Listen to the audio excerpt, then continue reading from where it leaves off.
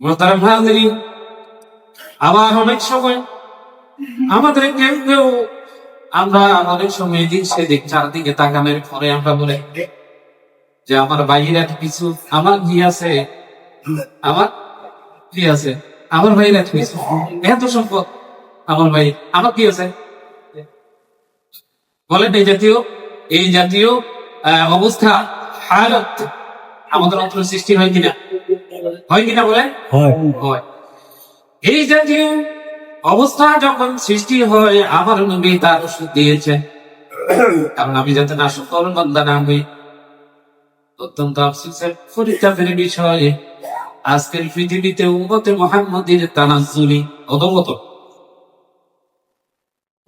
মানে এত যে অধঃপতন হয়েছে যে আমরা অনেক সময় চিন্তাও করতে পারি না। আমাদের কথাবার্তায়, কাজ করবে, আচরণে, যেটা কি আমলে যেটা প্রকাশ পায়, যেটা কি পায় প্রকাশ পায় স্পষ্ট ভাবে, যেটা পরিষ্কার ক্লিয়ার আমরা দেখতে পাই। এই জন্য মহাবিশ্বের মহানবী এই জাতীয় সমস্যাগুলির, এই জাতীয় রোগ আমাদের জাতক ধরে রয়েছে, আমার নবী সেই রোগের চিকিৎসা দিয়েছেন। বিশ্বনন্দিত মুহাদ্দিস ইমাম মুসলিম রাহমাতুল্লাহ আলাইহি তার সহিহ মুসলিম শরীফের মধ্যে হাদিস নিয়ে এসেছেন। আমার নবী বলেছেন, উনজুরু ইলা মান আসফালা মিনকুম ওয়ালা তানজুরু ইলা মান হুয়া ফাওকাকুম। আল্লাহর নবী বলেছেন, তোমাদের যে নিম্নবিত্তর দিকে তাকাও, উচ্চবিত্তদের দিকে না তাকাইয়া নিম্নবিত্তদের দিকে তাকাইয়া তোমরা শিক্ষা গ্রহণ করো। এবং তোমরা মনে মনে যখন এই জাতীয় চিন্তা আসবে, তখন তোমরা তোমার চেয়ে নিচে যা অবস্থান আছে তার দিকে তাকাও। তার দিকে কি করো? যে আল্লাহ তো আমাকে অনেক সুখে রাখছে। অনেক কি রাখছে? সুখে রাখছে। এখন প্রশ্ন থাকতে পারেন, বলে যে হুজুর আপনি বলছেন সুখে রাখছে, আমার একটা সুখের বাড়ি পর্যন্ত নাই, আমি কিভাবে সুখে রাখছি? যখন এই জাতীয় চিন্তা দিবে আমাদের বিশ্বাস, আমি আমার জীবনে ছোটবেলায় আমরা ছাত্র জীবনে সম্ভবত ক্লাস 4 কিংবা 5 মাদ্রাসায় পড়েছিলাম। তিনি এক জায়গায় যাচ্ছিলেন,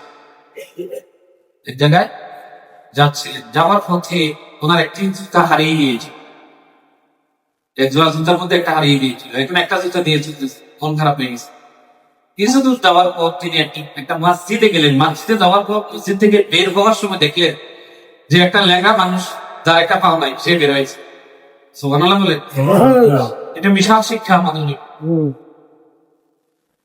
তখন তিনি দেখলেন যে লেখা মানুষ, তার পাও নাই। বিশ্বনবী শেখ সাদি আল্লাহ শুকরিয়া দেখলেন সাথে সাথে যে রব্বুল আলামিন, আমার তো একটা জুতা নাই, কিন্তু আপনার এই বান্দাটা একটা পাও নাই।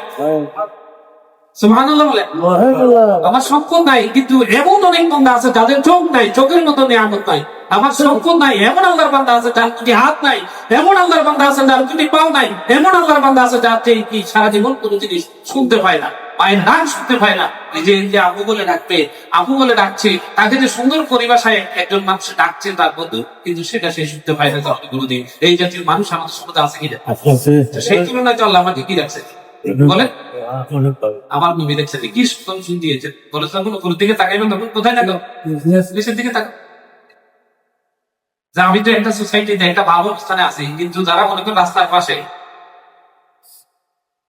আসলে অনেক ভবপুরে আসলে অনেক, আমাদের রেল স্টেশনে, বাস স্ট্যান্ডে যারা খোলা আকাশের শিশুই আছে, কিন্তু তার চেয়ে তো আল্লাহ আমাকে কি রাখছে? ভালো রাখছে। সাথে সাথে আল্লাহ শুকরিয়া আদায় করবে। ইসলাম দেখেন কি সুন্দর শিক্ষা। ভালো করে রাত্রে এই যে ঘুমাই আসছি না, আজকে রাত্রে ভালো করে ভালো ঘুমিয়েছে, ওঠার পর শুকরিয়া আদায় করা শিখেছে। আলহামদুলিল্লাহিল্লাযী আহইয়ানা বা'দা মা আমাতানা ওয়া ইলাইহি নুশুর। শুকরিয়া আদায় করা শিখেছে কিনা বলে? যে আমাদের ঘুম হচ্ছে, একদম ট্যাবলেট খেয়ে নিতে নিতে 2টা 3টা 5টা পর্যন্ত খাচ্ছে, কাজে করে না, ওষুধ একদম কাজে করে। অ্যান্টিবায়োটিক খাইতে খাইতে শরীরের অবস্থা এমন অবস্থা হয়েছে যে রোগ প্রতিরোধ ক্ষমতা এখন শরীর নাই বলতে চলে। আছে কিনা বলে? তো সেই তুলনায় আল্লাহ আমাকে সুস্থ রাখছে। এই জন্য এবং খাবার গ্রহণ করার পর দেখেন আল্লাহ কিভাবে, আল্লাহ নবী কিভাবে, আল্লাহ তার নবী কিভাবে শুকর গুজার বান্দা হওয়ার শিক্ষা দিয়েছেন। আলহামদুলিল্লাহিল্লাযী আত'আমানা ওয়া সাকানা ওয়া জাআলনা মিনাল মুসলিমিন। সুবহানাল্লাহ। শুকরিয়া আদায় করতে হবে। কে খাওয়াচ্ছেন? কে খাওয়াচ্ছেন? তার শুকরিয়া আদায় করতে হবে। আর বোধহয় ইনশাআল্লাহ